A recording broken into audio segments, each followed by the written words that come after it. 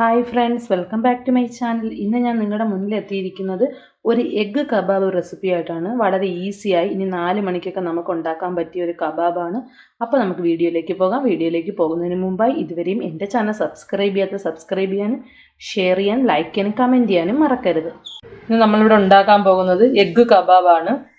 Egg kebab ഉണ്ടാക്കാനായി ഞാനിവിടെ എടുത്തേക്കുന്ന വേവിച്ച 2 ഉരുളൻകിഴങ്ങാണ്. അപ്പോൾ നമുക്കതൊന്ന് ഗ്രേറ്റ് ചെയ്തെടുക്കാം.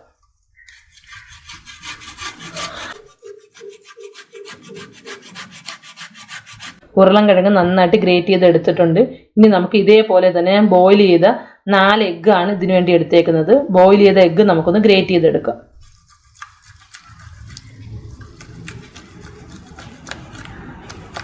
മുട്ട ഉരുളൻകിഴങ്ങ് നമ്മൾ ഗ്രേറ്റ് ചെയ്ത് എടുത്തിട്ടുണ്ട്. ഇനി ഇതിലേക്ക് നമുക്ക് ഫ്രൈ ചെയ്ത സവാള ഇട്ട് കൊടുക്കാം. ഞാനിവിടെ 2 ചെറിയ സവാളയാണ് ഇതിനു വേണ്ടി എടുത്തേക്കുന്നത്.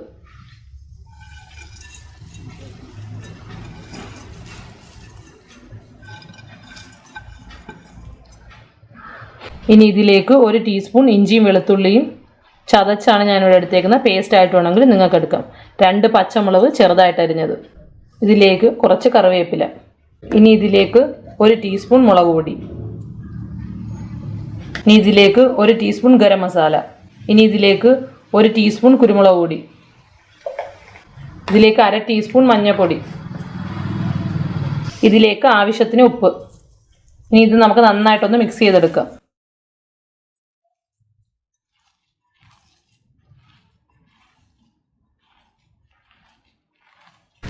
നമുക്ക് കബാബിൻ്റെ മിക്സ് ഒന്ന് ഷേപ്പ് ചെയ്തെടുക്കാം. നമ്മുടെ കട്ട്ലൈറ്റിൻ്റെ ഷേപ്പിലാണ് ഞാൻ ഇതിൻ്റെ മിക്സ് ഷേപ്പ് ചെയ്തെടുക്കുന്നത്. ജസ്റ്റ് ഒന്ന് ഉരുട്ടിയതിന് ശേഷം ഒന്ന് നമുക്ക് കട്ട്ലൈറ്റിൻ്റെ ഷേപ്പാക്കി എടുക്കാം.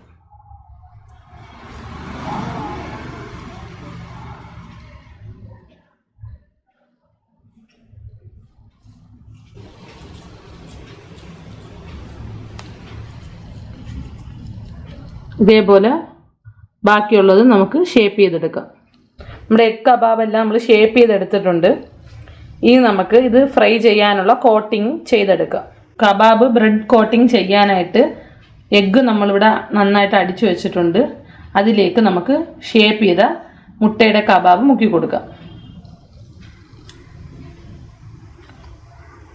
അതിനുശേഷം ബ്രെഡ് ക്രംസിൽ ഒന്ന് റോൾ ചെയ്തെടുക്കാം. ഇതേപോലെ നമുക്ക് ബാക്കിയുള്ള എഗ് കബാബ് ബ്രെഡ് ക്രംസിൽ മുക്കിയെടുക്കാം. നമ്മുടെ കബാബ് ബ്രെഡ് ക്രംസിൽ നന്നായിട്ട് കോട്ട് ചെയ്തെടുത്തിട്ടുണ്ട്. ഇനി നമുക്ക് 10 മിനിറ്റ് ഫ്രിഡ്ജിലൊന്ന് സെറ്റ് ചെയ്യാൻ വെക്കാം. 10 മിനിറ്റിന് ശേഷം നമ്മളിത് ഫ്രിഡ്ജിൽ നിന്ന് മാറ്റിയിട്ടുണ്ട്. ഇനി നമുക്കിതൊന്ന് ഫ്രൈ ചെയ്തെടുക്കാം. നമ്മുടെ കബാബ് ഫ്രൈ ചെയ്യാനായിട്ട് ഞാൻ സൺഫ്ലവർ ഓയിൽ ഈ പാനിലേക്ക് ഒഴിച്ചിട്ടുണ്ട്. ഇപ്പോൾ എണ്ണ ചൂടായിട്ടുണ്ട്. ഇനി നമുക്കിതിലേക്ക് നമ്മൾ തയ്യാറാക്കി വെച്ചേക്കുന്ന എഗ്ഗ് കബാബ് ഇതിലേക്ക് ഇട്ട് കൊടുക്കാം.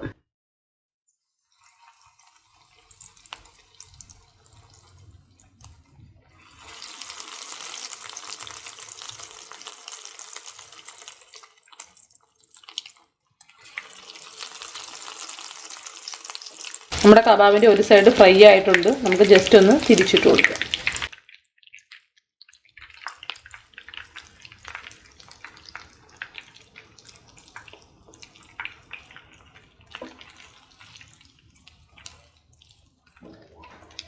നമ്മുടെ എഗ്ഗ് കബാബ് റെഡി ആയിട്ടുണ്ട്. ഇനി നമുക്കിത് പാനിൽ നിന്ന് മാറ്റാം.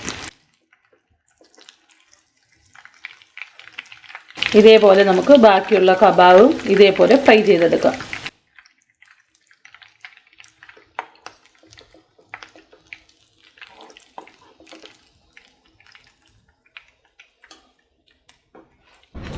നമ്മുടെ എഗ്ഗ് കബാബ് റെഡി ആയിട്ടുണ്ട്. വളരെ ഈസി ആയ റെസിപ്പിയാണ്. ഇനി നമുക്ക് ഈവനിങ്ങിനൊക്കെ പെട്ടെന്ന് ഉണ്ടാക്കാൻ പറ്റിയ റെസിപ്പിയാണ്. അപ്പോൾ എല്ലാവരും ഇത് ട്രൈ ചെയ്യണം. ട്രൈ ചെയ്താൽ മാത്രം പോരാ, ഇതുവരെയും എൻ്റെ ചാനൽ സബ്സ്ക്രൈബ് ചെയ്യാനും ഷെയർ ചെയ്യാനും ലൈക്ക് ചെയ്യാനും കമൻറ്റ് ചെയ്യാനും മറക്കരുത്.